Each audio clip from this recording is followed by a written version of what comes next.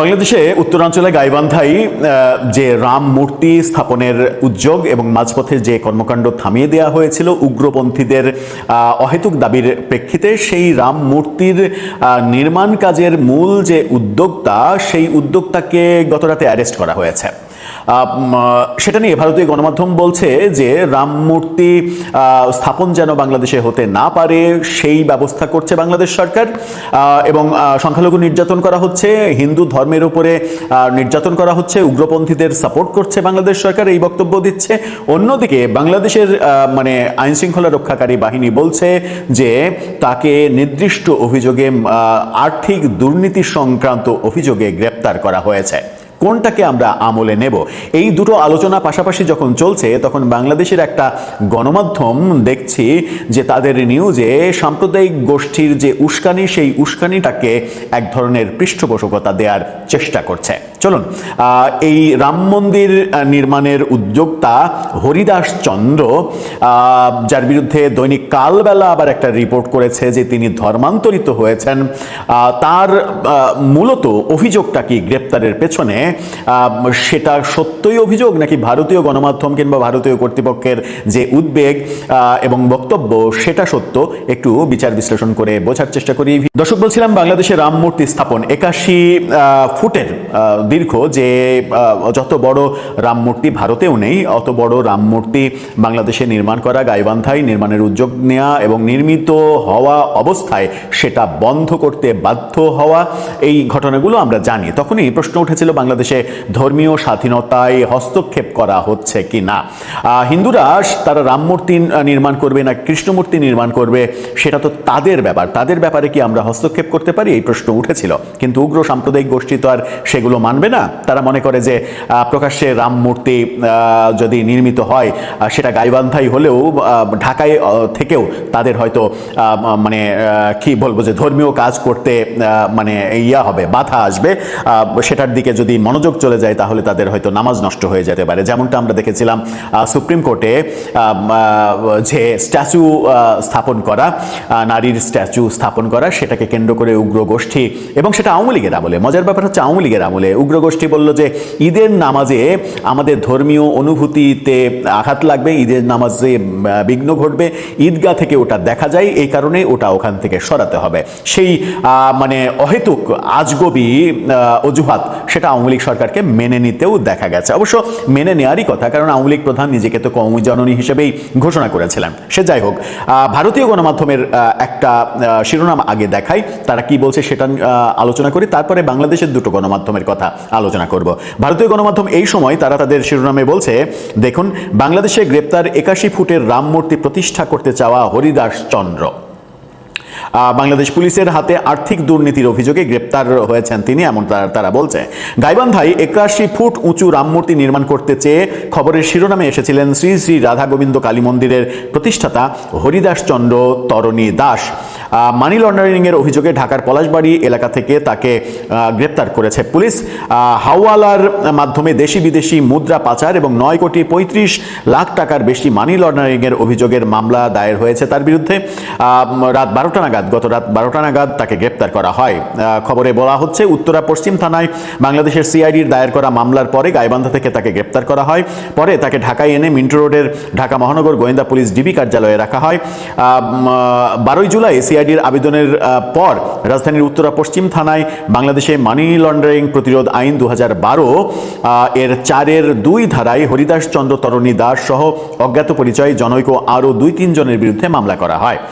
DSB গাইবান্ধার তথ্য এবং সিআইডির নির্দেশে গত 2রা জুলাই অভিযোগ হরিদাসের বিরুদ্ধে তদন্ত শুরু হয়। প্রাথমিক তদন্তের পর বাংলাদেশের গোয়েন্দাদের দাবি, হরিদাস ব্যবসার আড়ালে দেশি বিদেশি মুদ্রা পাচার এবং হাওয়ালার কার্যক্রম পরিচালনা করতেন। সিআইডির তদন্তে অভিযুক্তের নামে 5টি ব্যাংক অ্যাকাউন্ট এবং 4টি মোবাইল ফিনান্সিয়াল সার্ভিস এর অ্যাকাউন্টের সব তথ্য বিশ্লেষণ করা হয়। এতে 2020 সালের 1 জানুয়ারি থেকে 26 সালের 30 জুন পর্যন্ত বিভিন্ন সময়ে 9 কোটি 35 লাখ 32 হাজার 451 টাকা জমা এবং 9 কোটি 35 লাখ 65 হাজার 528 টাকা তুলে নেয়ার তথ্য সামনে এসেছে। এফআইআরে এও বলা হয়েছে, বিভিন্ন ব্যক্তি নানা সময়ে নগদ টাকা জমা দিয়েছেন। এর মধ্যে মোহাম্মদ সুজন নামে একজন ব্যক্তি 2025 সালে বিভিন্ন সময় অভিযুক্তের একাধিক ব্যাংক অ্যাকাউন্টে 2,21,97,000 টাকা জমা দিয়েছেন, এরকম অভিযোগ রয়েছে। তার বিরুদ্ধে মূলত টাকা নিয়ে দুর্নীতির অভিযোগ উঠেছে। এবং মজার ব্যাপার হচ্ছে এই ব্যাপারগুলো যখন এই সময় বলছে ভারতীয় গণমাধ্যম, অন্যান্য গণমাধ্যম, আনন্দবাজার সহ বেশ কিছু গণমাধ্যমে খবর দেখেছি, এটাতে ভারত উদ্বেগ প্রকাশ করছে এবং এটাকে সংখ্যালঘু নির্যাতন এবং সংখ্যালঘুর মানে অধিকার হরণ করার ব্যাপার বলছে। এবং মূলত তারা বলতে চাইছে সেটা হচ্ছে যে, পেছনের খবর যেটা বলতে চাইছে সেটা হচ্ছে যে রাম মূর্তি নির্মাণ করতে চাওয়াই তার অপরাধ, সেই কারণে অনেক কিছু তার নামে সাজিয়ে মামলা দেয়া হচ্ছে, এরকম অভিযোগ ভারতীয় কর্তৃপক্ষ করছে। কিন্তু বাংলাদেশের গণমাধ্যম কি বলছে চলুন একটু আমরা জানবো। কালবালার এই ফটোকার্ডটা দেখে নিন। কালবালা বলছে হরিদাস থেকে তৌহিদ, ইলেকট্রিশিয়ান থেকে কোটিপতি, এরকম একটা প্রতিবেদন তৈরি করেছে তারা। সেখানে কালবেলা দাবি করছে যে এই হরিদাস একসময় ভারতে চলে গিয়েছিল, সেখান থেকে আবার বাংলাদেশে ফিরে আসে, বাংলাদেশে ফিরে এসে সে ধর্মান্তরিত হয়, ধর্মান্তরিত হয়ে তৌহিদ নাম ধারণ করে, ধর্মান্তরিত হয়ে বিয়ে করে এবং পরবর্তীতে তাকে আবার দেখা যায় যে রামের ভক্ত হিসেবে এই মানে মন্দির এবং মূর্তি স্থাপনের উদ্যোগ নাই, এই ব্যাপারগুলো বলছে। এবং কালবেলা বলছে যে ইলেকট্রিশিয়ান ভারত থেকে আসার পরে একটা পুরানো এসি মেরামত এবং পুরানো এসি কেনা বেচার দোকান দিয়েছিল, সেখান থেকে সে কিভাবে কোটি কোটি টাকার মালিক হলো এই প্রশ্ন কালবেলা তুলেছে। কিন্তু এসি কেনা বেচার ব্যবসা যার থাকবে সে কয়েক কোটি টাকার মালিক হলে তাতে আশ্চর্য হওয়ার কি থাকতে পারে, সেই প্রশ্নও হয়তো অনেকে করতে পারেন। আবার আমরা দেখছি যে আমার দেশের প্রতিবেদন, আমার দেশের এই শিরোনামটা দেখে নিন। আমার দেশ বলছে অবশেষে গাইবান্ধার বহুল আলোচিত রাম মূর্তির নির্মাতা হরিদাস গ্রেপ্তার, অবশেষে গ্রেপ্তার এটা বলা হচ্ছে। এবং তাদের এই খবরে এক ধরনের উস্কানি রয়েছে। কি বলছে তারা? গাইবান্ধার পলাশবাড়ির বহুল আলোচিত হরিদাস চন্দ্র তরণী দাসকে গ্রেপ্তার করেছে পুলিশ। এই ব্যাপারটা তিনি বলছেন, পুলিশের পক্ষ থেকে আমার দেশকে জানানো হয়েছে ঢাকার সিআইডি পুলিশের একটি দল অভিযান চালিয়ে এই গ্রেপ্তার করে। শ্রী শ্রী রাধা গোবিন্দ ও কালী মন্দিরের রাম মন্দিরের প্রতিষ্ঠাতা হরিদাস বাবুকে গ্রেপ্তারের দাবিতে গাইবান্ধা সহ সারা দেশে আন্দোলন চলে আসছিল। তিনি পলাশবাড়িতে দেশের সর্ববৃহৎ রাম মূর্তি নির্মাণ করে ব্যাপক সমালোচনার জন্ম দিয়েছেন। মানে রাম মূর্তি নির্মাণ করে তিনি নাকি সমালোচনার জন্ম দিয়েছেন। এই সমালোচনাটা কারা করেছে? ওই তথাকথিত তৌহিদি জনতা, তৌহিদি গোষ্ঠী, যাদের পৃষ্ঠপোষক কোনো পত্রিকা কিংবা কোনো সম্পাদক। সেই প্রশ্নটা কিন্তু আসবে। এখানে বলা হচ্ছে আবার রিপোর্টে কেমন সাম্প্রদায়িক মানে বাক্য ব্যবহার করা হয়েছে দেখুন। তারা বলছে 92% মুসলমানদের বাংলাদেশে এই রাম মূর্তি সহ আরও বেশ কিছু বৃহৎ মূর্তি নির্মাণ মুসলমানরা মেনে নিতে পারছেন না। কেন? ইসলাম ধর্মের কোথায় বলা আছে যে আপনি অন্য ধর্মের চর্চাকে কিংবা অন্য ধর্মের কর্মকাণ্ডকে বাধা দেবেন? এটা ইসলাম ধর্মে কোথায় লেখা আছে? এবং কোথায় লেখা থাকার পরিপ্রেক্ষিতে এই পত্রিকা এই ধরনের ল্যাঙ্গুয়েজে নিউজ করছে, সেটাও তো একটা বড় প্রশ্ন। তারা বলছে রামের জন্মস্থান ভারতেও এত বড় মূর্তি এর আগে কখনো প্রকাশ্যে নির্মাণ করা হয়নি, এই কথাও বলা হচ্ছে। রামের জন্মস্থান ভারতেও এত বড় মূর্তি করা হয়নি, খুবই ভালো কথা। ভারতে হিন্দু প্রধান দেশ, হিন্দু রাষ্ট্র, সেখানে রামের মূর্তি এত বড় নির্মাণ করা হয়নি। তার মানে কি বাংলাদেশে হিন্দুরা সেটা করতে পারবে না? এরকম কি কোনো আইন আছে, বাইবেল আছে?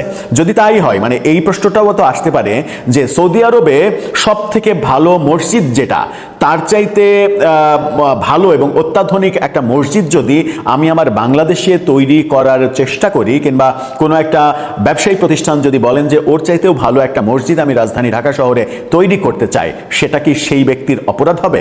তখন কি সৌদি আরব এরকম প্রশ্ন তুলবে যে মুসলিম দেশ সৌদি আরব, যেখানে মহানবী সাল্লাল্লাহু আলাইহি সাল্লামের জন্ম, সেখানে যে মসজিদ নেই সেই মসজিদ বাংলাদেশে কিভাবে তৈরি করতে পারে? এই প্রশ্ন কি সৌদি আরব করবে? আমার মনে হয় যে এই যে মানে বক্তব্যগুলো এখানে বলা হচ্ছে, হঠাৎ বাংলাদেশে এই উদ্যোগকে মানুষ সন্দেহের চোখে দেখে এবং দুই দেশে বিতর্ক ও আলোচনার জন্ম দেয় রাজনৈতিক স্থিতিশীলতার স্বার্থে। তাই তারা মূর্তি অপসারণে কয়েক মাস থেকেই আন্দোলন করে আসছে। মানে হিন্দুদের এই কাজগুলো করতে দেবে না, আন্দোলন করে আসছে, তার পক্ষে এই পত্রিকা সাফাই গাইছে। এটা কি হতে পারে? যদি হরিদাস পাল, যেটা পুলিশের বক্তব্য, এবং কালবেলার যে অনুসন্ধানী রিপোর্ট যেটা বললাম, যে কালবেলা বলছে যে এইভাবে শূন্য থেকে সে এত টাকার মালিক হয়েছে, সেটা যদি সত্য হয় তাহলে তার বিচার হবে এবং সেই অপকর্মের জন্য তার বিচার হবে। কিন্তু কেউ আবার যদি সে ধর্মান্তরিত হয় কিংবা ধর্ম নিয়ে ব্যবসা করে, এক ধর্ম থেকে আরেক ধর্মে গেল, আরেক ধর্মে এসে এবার অন্য ধর্মে গেল, কিংবা এই ধর্মে থেকে ওই ধর্মের কাজ করছে, এরকম যদি ধর্ম অবমাননার ব্যাপার থাকে, ধর্ম নিয়ে ব্যবসার ব্যাপার থাকে, সেটা বিবেচনার ব্যাপার হতে পারে। মূল বিবেচনার ব্যাপার হতে পারে সে অর্থনৈতিক দুর্নীতি করেছে কিনা। যদি করে থাকে, সে যদি অবৈধ সম্পদের মালিক হয়ে থাকে, তাহলে অবশ্যই তার বিচার হবে, সেটা এই প্রেক্ষাপটে। কিন্তু আপনি তাই বলে তো বলতে পারেন না যে এই মূর্তি নির্মাণ করে সে একটা বড় অপরাধ করেছে, বাংলাদেশের মানুষ মেনে নিতে পারছে না, এই হচ্ছে ওই হচ্ছে, এটা হতে পারে না, ভারতে এত বড় নেই, বাংলাদেশে কেন হবে।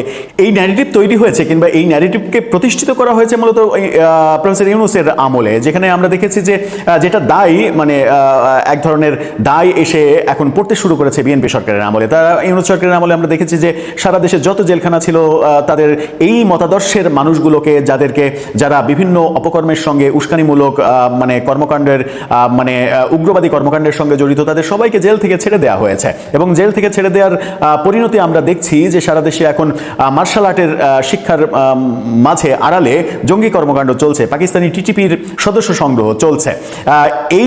এই ব্যাপারগুলো, এই যে উৎসাহ দেওয়া কিংবা এই যে ন্যারেটিভ স্থাপন করা, সাম্প্রদায়িক ন্যারেটিভ স্থাপন করা, এই যে সৌহার্দ্যপূর্ণ পরিবেশকে নষ্ট করা, এটা যদি কোনো গণমাধ্যমের কাজ হয় তাহলে সেটা মুশকিল হয়ে পড়ে, একটা দেশের জন্য সেটা মুশকিল হয়ে পড়ে। অপরাধী সে কোন ধর্মের, কোন রাজনীতির, এগুলো যাচাই বাছাই করার কিছু নেই। অপরাধী হলে তার বিচার হবে, কিন্তু আপনি তাই বলে সাম্প্রদায়িক ন্যারেটিভ তৈরি করবেন, অমুক ধর্মের অমুক মানুষ এই কাজ করতে পারবে না, এটা করতে পারবে না, ওটা করতে পারবে না। আপনি যখন এই ন্যারেটিভ বাংলাদেশে স্থাপন করবেন, তখন ভারত যদি বলে যে মানে এত ভালো মসজিদ এখানে তৈরি করা যাবে না, এত বড় মসজিদ এখানে তৈরি করা যাবে না, কি করবেন? কি আপনার উত্তরটা কি হবে? আপনি ভারতের কাছ থেকে, ভারতের বিজেপি সরকারকে বলছেন যে সাম্প্রদায়িক সরকার, আমরা কি কর্মকাণ্ড করছি? আমরা যদি সেই সাম্প্রদায়িক কর্মকাণ্ড করে বিজেপিকে বলি সাম্প্রদায়িক সরকার, তাহলে কি হলো? আপনাকে উদাহরণ তৈরি করতে হবে, উদাহরণ তৈরি করে, পজিটিভ উদাহরণ তৈরি করে তারপরে আপনি ভারতের সমালোচনা করতে পারেন। আপনি এখানে রাম মূর্তি বলবেন যে ভারতে যেটা নাই সেটা তুমি এখানে করবা, এত বড় সাহস তোমাকে কে দিল? ভারত সেম কথাটা বলবে যে বাংলাদেশে যেটা নাই তুমি তার চাইতে এখানে বড় মসজিদ তৈরি করবা, সেটা কিভাবে আমি মেনে নেব? বাবরি মসজিদকে নিয়ে যে ঘটনা, সেগুলো তো আমরা ভুলে যাইনি। সুতরাং এই ব্যাপার থেকে আমরা যত মুক্ত হতে পারবো ততই আমাদের জন্য কল্যাণ।